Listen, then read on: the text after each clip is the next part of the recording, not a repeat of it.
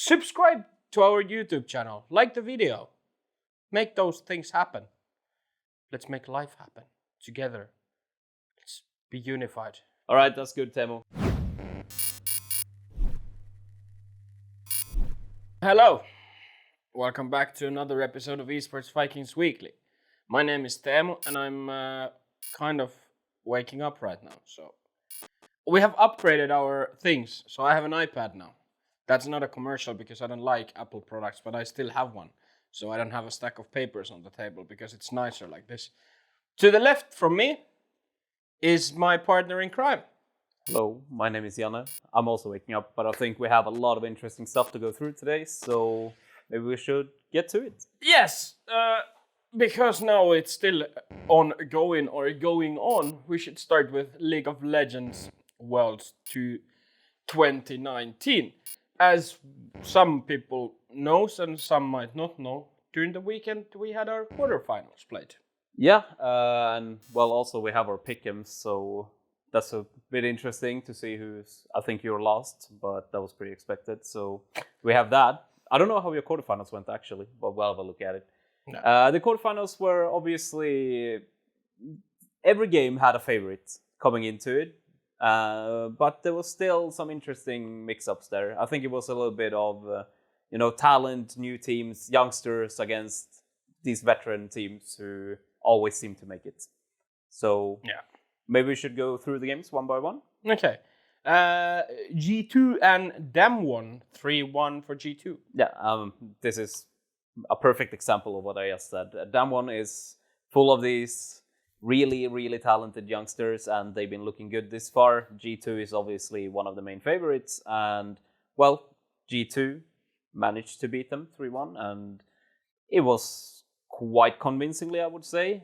Even though Dam 1 wasn't by any means out of the game or anything, G2 showed that they are just a better and more solid team in general. Yeah, so yeah. To Dam 1, they'll probably win something big in the future, but now it's not their time. The players they have for sure are gonna find success somewhere, but this was not the year, and G2 is one of the hardest opponents they could get in a quarterfinal too. So I think it's pretty interesting moving on to the second game, because that will be G2's opponent in the semifinal, which is a very expected one. And well, I said these were close games, but this was not close. So the second was SK Telecom versus Splice, and again 3-1 victory. Yeah, I think the surprise is that Splice even got one game. That's just the truth of it. SK Telecom is probably the best team in the world. They are the favorites to win the tournament now, but we are going to have one amazing semifinal between G2 and them, so that will be super interesting. Yeah. Then, and also I would like to add, it's pretty obvious that whoever wins that semifinal is going to be the favorite in the actual final too. Yeah, that's true. I don't think there's much to discuss there. No, naturally. Then the third quarter was between Invictus Gaming and Griffin.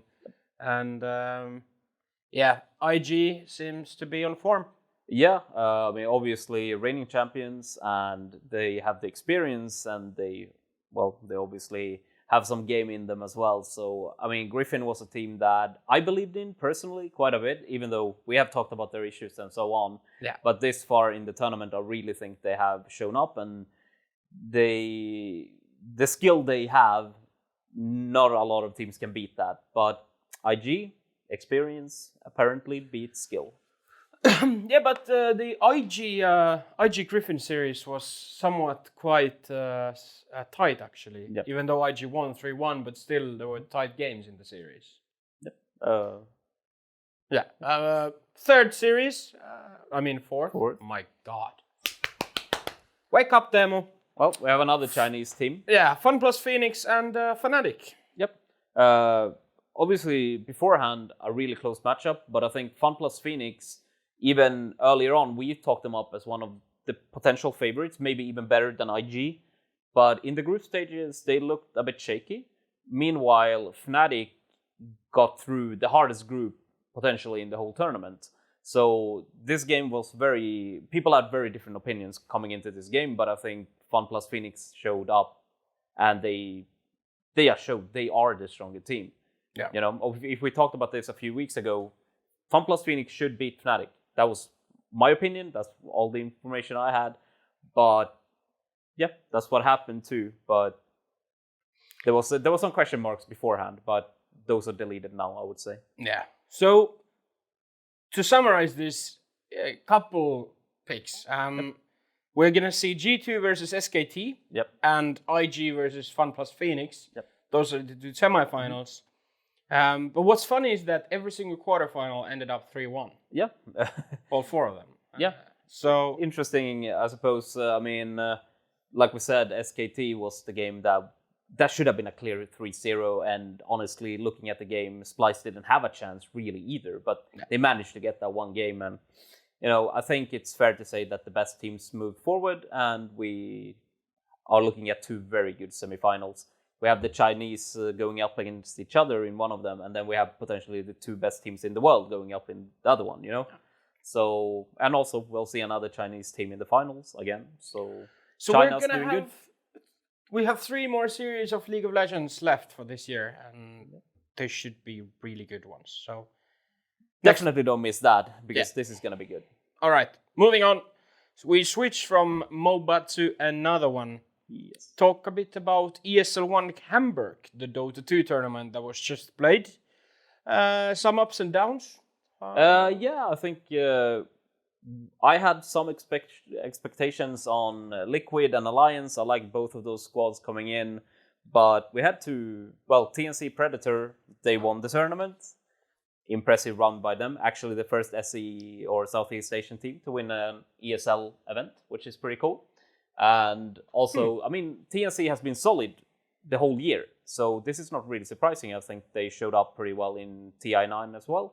So them winning this tournament isn't exactly surprising, but it's fun to see that they are still in this good a form, you know? Yeah. And I really think this team might grow out and be like a real contender the next season in majors and even the upcoming TI. So we had a surprising final though, because Gambit made it there. That was very unexpected, I would say. I didn't see it coming, that's for sure. No, not at all. I would have thought that Gambit is on the bottom. Yeah, I mean maybe a middling team somewhere, but not a final. I didn't see that. And also they pressured TNC. You know, it ended 3-2. No, it was a great final. Very, very impressive run by Gambit. I didn't catch all of the games, but I watched the highlights, and there was just too much esports this weekend. I'm sorry. Yeah, it's been pretty crazy. Yeah, but it was an entertaining and a good final. Big kudos to Gambit. Obviously, the fact that they got there means that they did something right. What I think is interesting, though, is Gambit's been, the whole year now, they've been this team who can perform really well or nothing. Yeah. So they are really in between, I think. And they, like now, TI9, they didn't qualify for it. They lost Alliance in, you know, dramatic fashion. But they really need to step it up and be more consistent because they have their good moments. But it just doesn't happen enough. And as we're on the positives, Alliance and Beast Coast both played pretty well. And yeah, I think so. The Alliance lineup looks really promising at the moment. Yeah. Really promising. I mean, I've been talking them up ever since this team was created, but I really think there's a reason for it. And they look super solid. I think Limp and Hansken, the two Swedes, they have been, you know, they've been doing well for years, but they haven't found the team they fit in. Yeah. That's my view on it. Then we have, Prison RTC, obviously. You know, Ninko Baby is an absolute beast. He's great. And the leadership of Fada, the mix is pretty much perfect in my eyes. Then how far they can take it, I don't know. But I think once again, they did well. They lost to Gambit in the match for the finals. But I really believe in them. And Beast Coast is kind of the same story. They were really impressive during TR9. And once again, they show up and they do well. Of course, they didn't make it the whole way, but there's a lot of tough teams in this tournament. Remind me, what was the name of the team in TI? Infamous? Infamous, yeah. Yeah. Well, they were like your favorites, you know? No, I just got a blackout about the name. But Beast Coast has been... it's fun to see South American Dota. They play an interesting style and, they come up with new ideas. It's fun. But that's the positive side of this tournament. Then we have a few teams from my end that I feel should have done better. Team Liquid.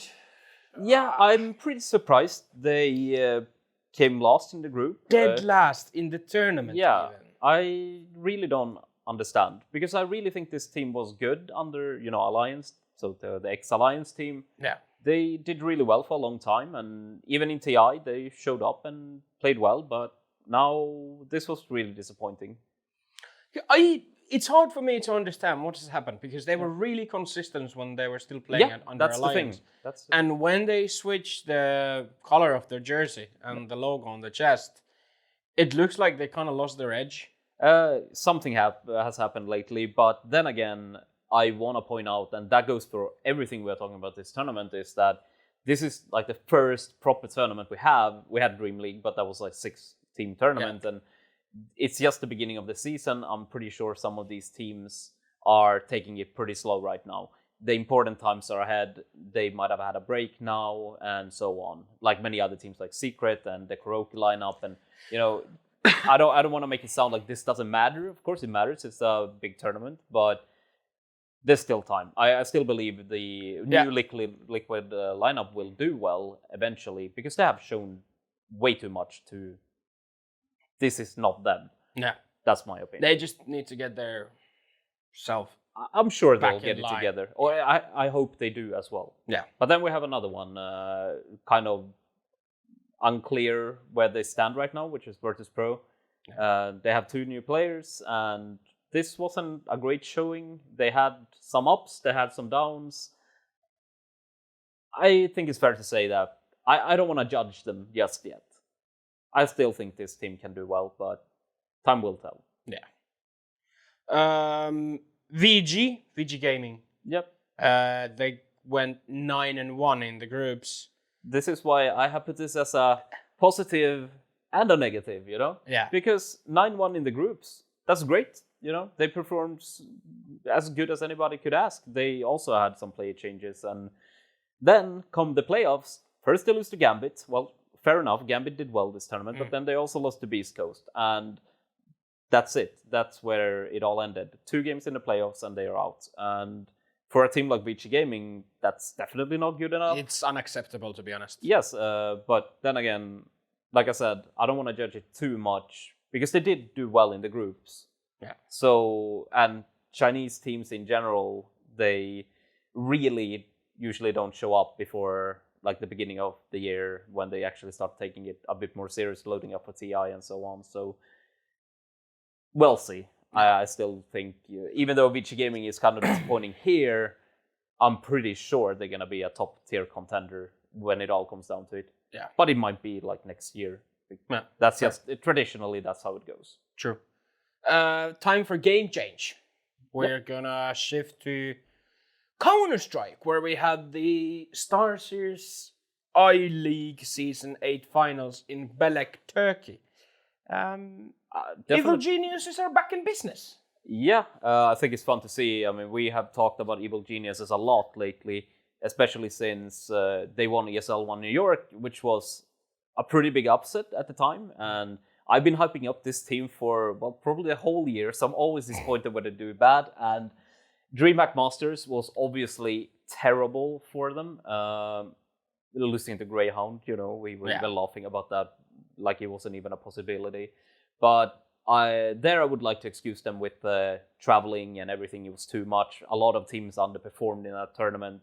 So they come back here now in StarSeries, and they had quite a tough start, actually. They were kind of close to even going out already early on, because they had a really tough game against Heroic, which was a deciding match. But then in the playoffs, they started smashing people. And I think it's fair to say, at this point, you just have to say Evil Geniuses are a top tier team.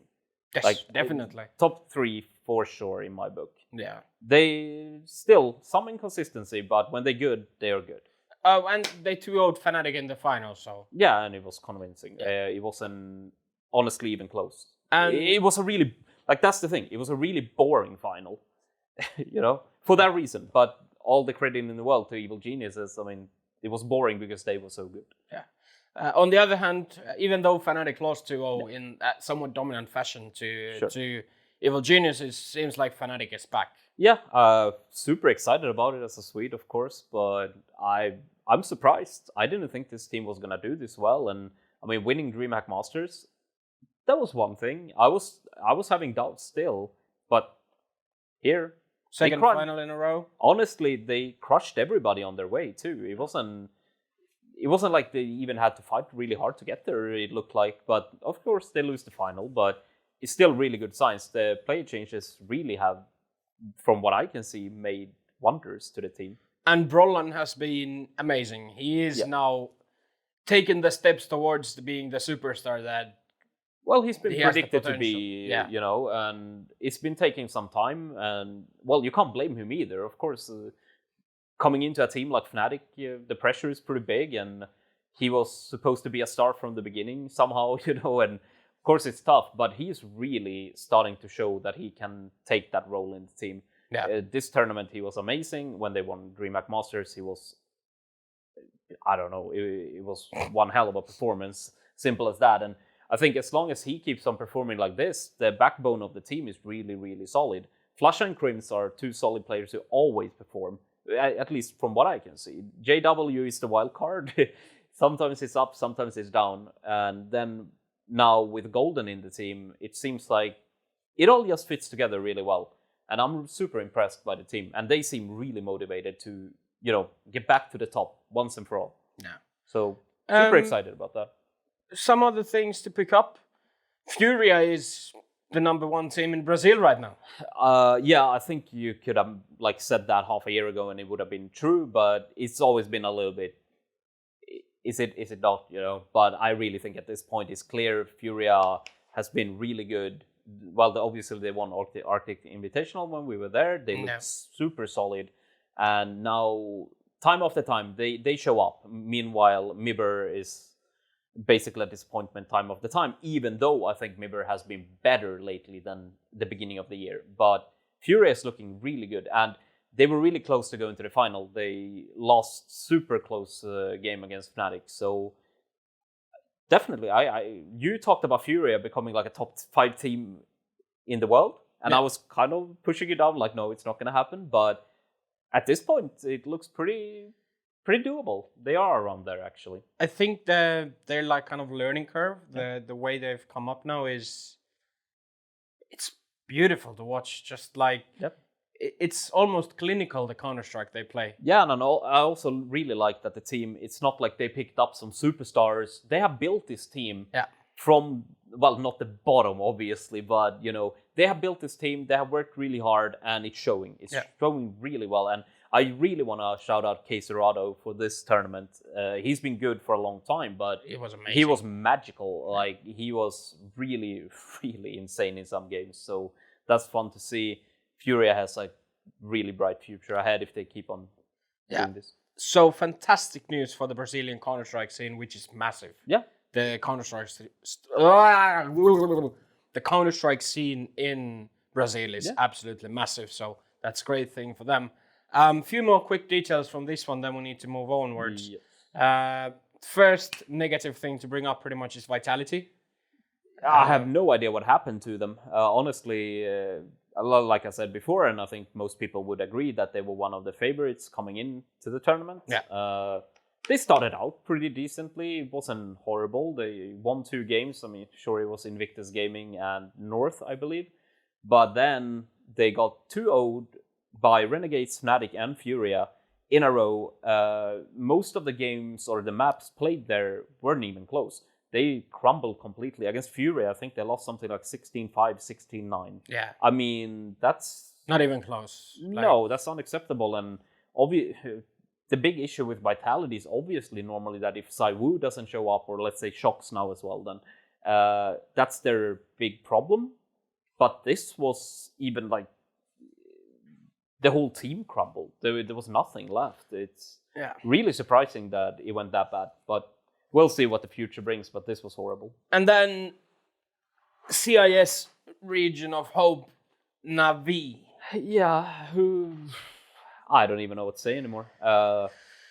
Things are getting really, really bad over there. They lost to G2 and Heroic.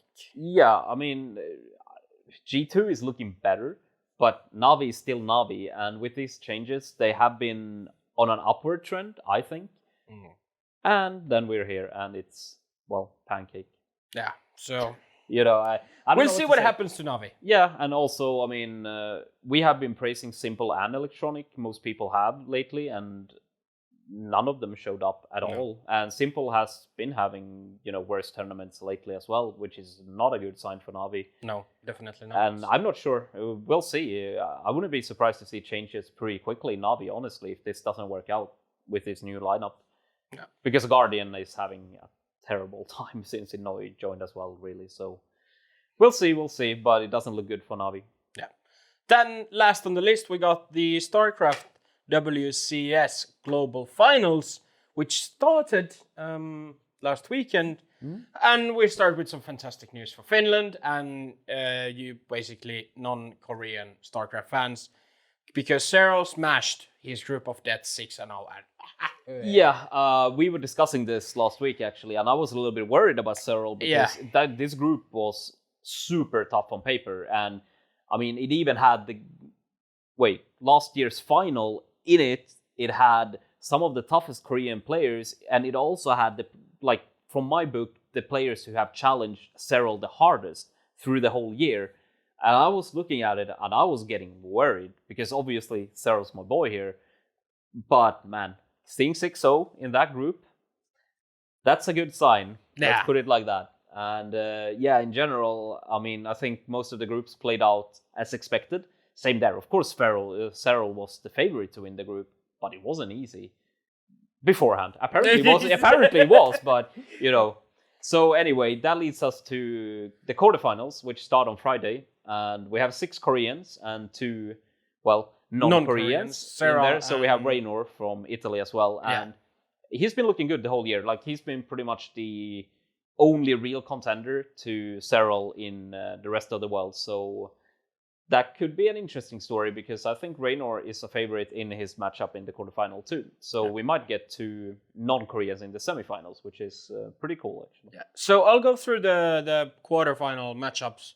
So we have Cyril versus Sue. Cyril is the favorite. Then we got Raynor versus Trap, where Raynor is actually considered the favorite over Trap. He's a pretty solid favorite too. It's not even Then that we close. have Rogue versus Classic, where Rogue is the favorite, and Dark versus Maru. Yeah. And to me, it's actually surprising that Dark is the favorite over Maru, but that's how it seems to be. Yeah, I think that's based a lot in their performance lately, because I know Dark has had the upper hand on Maru a few times, and also now I'm not that familiar with StarCraft, and I don't want to say too much, but I also think the race war there is kind of in the favor of Dark, so might be true. But yeah, anyway, those 4 quarterfinals all have pretty solid favorites. You might disagree, but on paper they are. But no, the only thing that I'm kind of questioning is the Dark versus Maru matchup. But then again, I haven't followed the Korean StarCraft that much. So it's just like a gut feeling that I have. All right, that's fair.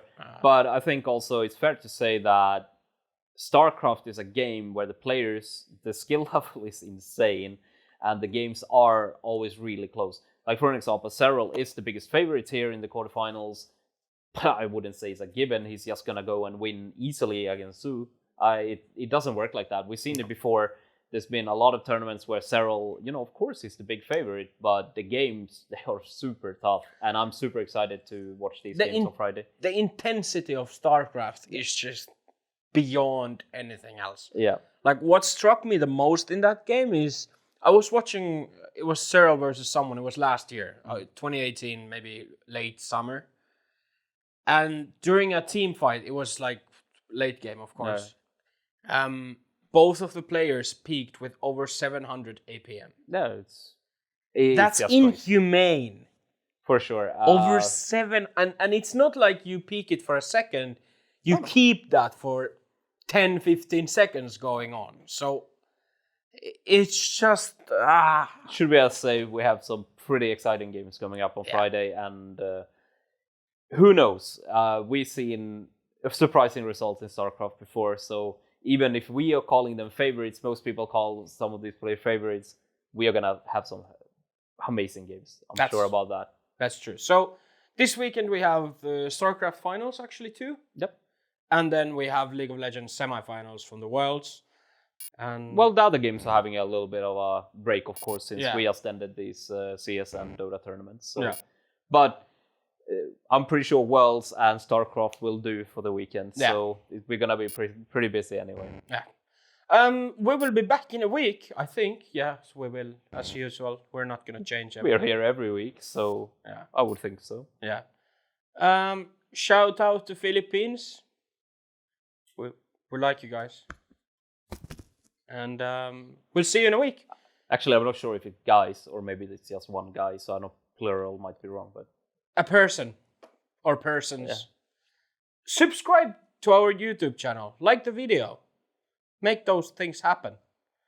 Let's make life happen together. Let's be unified. all right, that's good, Temo. See you next week. Ciao.